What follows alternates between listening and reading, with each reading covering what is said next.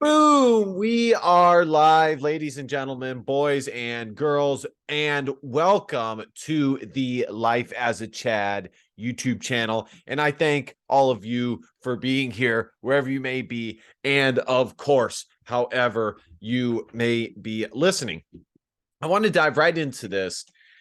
The other day, there was some content that I came across, and I think it was a really good case study on kind of the difference in the road, the fork in the road between Tradcons and how they see a high value man and how they see what is good for a man when it comes to marriage, and just in general, what they find a successful man to be, what parameters go into that compared to the Rollo Tomasi's, some of these non-religious red pill characters.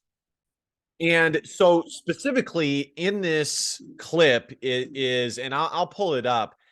It's Rollo Tomasi, Nick Fuentes, Isabel O'Reilly, some African-American guy that I have not seen before. I believe he was more in line with the Rollo Tomasi side of things. And of course, Just Pearl is conducting this conversation.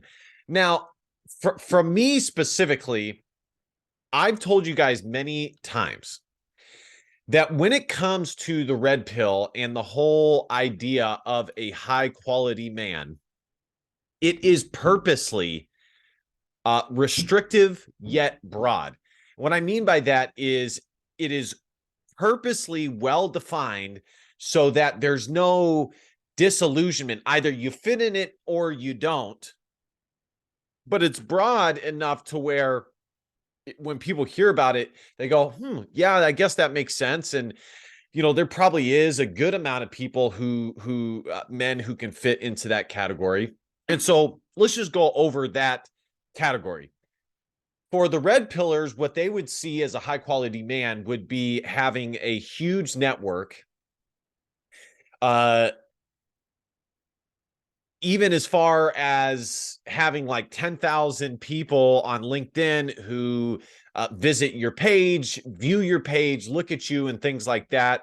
I don't know why LinkedIn is considered more important or vital as opposed to Facebook or Instagram. To me, they're all similar yet slightly different, but they kind of measure the same thing, which is your social clout.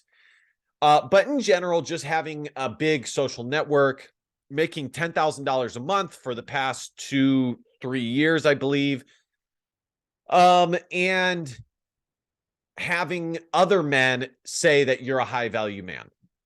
And I believe that on the surface, that's a pretty good list of, if you were to look at it and try to be objective, those three things would be a pretty good indicator of a high value man. Okay. But ultimately, the bottom line is there's only going to be about 5% of men who are going to fit all three of those categories. So when you're talking about high value man, are you talking, does high value man, does that mean the top 1%? Does that mean the top 5%? Or does that mean that you're just above average? To me, when I think of high value, I think of a quality individual, a quality person, a quality man that is competent, that can pay his bills, that has expertise in a certain field, is socially capable, is religious. I would also throw that the spiritual side of things. But in general, when your name comes up, people, when they think of you, think to themselves, yeah, I can trust this person to get this task done. That person's going to get this job done. They have confidence in the individual because they are a competent person. So that, to me, again, going back, are we talking about, when you say high value, are you talking about the top 1%? Are you talking about the top 5%? Or are you merely talking about being above average? To me, it is merely being above average. As long as you can be a competent individual and be above average, and because really, when you're looking at everything in the world, especially now, it's really, I guess, the NPCs, the non-playable characters, and everybody else who does not fit that average kind of mainstream status quo of living. The other thing that I would say, and this is a big breaking point that differentiates the more Tradcon way of viewing a high value man and the red pill non-religious individuals like Rollo Tomasi, is what you'll find with a guy like Rollo Tomasi and a lot of the other guys in that arena is a lot of them will base what a high value man is off of how women view it and how women view men and what they find attractive, what they like, and things like that. In other words, to me, it's the same coin as feminism, just the opposite side. And I'm not okay with that. To me, at least, it is not healthy, nor is it a sign of a high quality man to measure your worth based off of your success or not success with women. And, you know, it's funny because these same guys like Rollo Tomasi, Fresh and Fit, you know, you name it, there's a bunch of other red pill podcasters like this, will make fun of and use women on their show to show how delusional and crazy and just not like men they are, how difficult it is for them to make a decision, how herd-like they are, how sheep-like they are. Like they will commonly point out these flaws in women, yet when it comes to assigning value to themselves, they will base a large percentage of that on how women view it. And to me, like I said, that is not healthy. It's not correct. And based off of their worldview and kind of how they make money with the shows they do and the content they sell, it's contradictory and it's hypocritical. And I've told you guys many times, in the end, as a man, all you need to do, there's a couple things to remember here. Number one is that success does not come all at once. When you see a Jordan Peterson, or, you know, visualize right now a person who is successful in your mind. They didn't wake up one day and they had all of that all at once. No. That's not how that fucking works. What you are seeing now is a culmination of years of them being on the grind, being on their purpose. And this is the culmination of what they are. There's many sayings. The guy who he goes on YouTube, like a bunch of YouTube channels. He used to be in the mafia.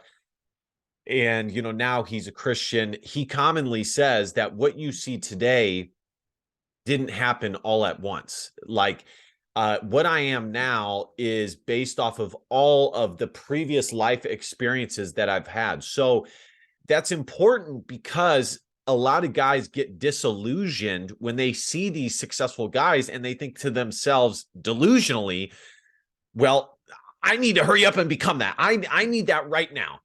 And it's like, that's not how it works, dude. It takes time. And so what that brings me to is ultimately what you need to be doing, and all the rest will follow, is just make sure that you're being a productive guy, that you're being a productive member of society, that, you know, you're spending time with others and purposefully being social, trying to, you know, go out to dinner when you can and try and meet new people, try and get that promotion, try and give back to the community by giving service to others, by To me, I would say going to church is important. Getting in the gym, making sure that you stay healthy.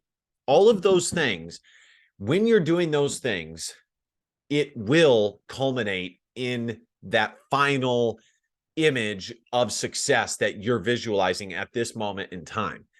So that's really all you can do, is think to yourself, okay, what are good positive habits? And whatever you think those are, instill those in your daily life. It'll still take time, but it will happen. But the last thing I want to say, and then I'm going to end it on this. I'll probably do another video on this where I react to the actual video with Nick Fuentes, Rollo Tomasi, and the rest of them, is you should not base your self-worth off of what women or how women view you, because it'll make you very unhappy. And it's not the end all be all, and it's not the bread and butter. It's not the holy grail. It's not even, it's just not factual. You guys watch the same YouTube channels that I do, and you see how disillusioned some of these chicks are. Now, you mean to tell me that you're going to base all of your self-worth based off of how they view you and the traits that they find attractive? It's like, guys, this is not rocket science. At the end of the day, what women find attractive, by and large, is your ability to protect and provide. And ultimately, as a man, especially if you're a young man, you're at a different stage in that life cycle and being able to provide that than an older guy would be. But that doesn't mean that what you're doing is wrong and that you're lagging behind and that you're not doing good things. It's just you're at the beginning stage of it. It's kind of like, I don't know why I want to use this example, but I do. It's kind of like YouTube. I have a second channel that has over 1,000 subs, but like, you'll commonly get people who go, oh, well, that's why you only have this amount of subscribers. It's like, dude, every channel that you see that has 1 million subscribers didn't just happen overnight. It took a long time. There's people who are successful on YouTube who took years for them to build any sort of traction. So anyways, going back to the main point is, do not base your I would say, don't even base a small amount of your self-worth based off of how women view you. Be yourself, be a quality man, be right with God, try and be a good man, do the right things, be healthy, go to the gym, get muscles, and you'll be just fine. All right, guys, like, comment, share, subscribe. I will see you guys next time. D-Bath, don't be a pussy with all facts or feelings, because your feelings just don't matter. See you kings next time. Peace.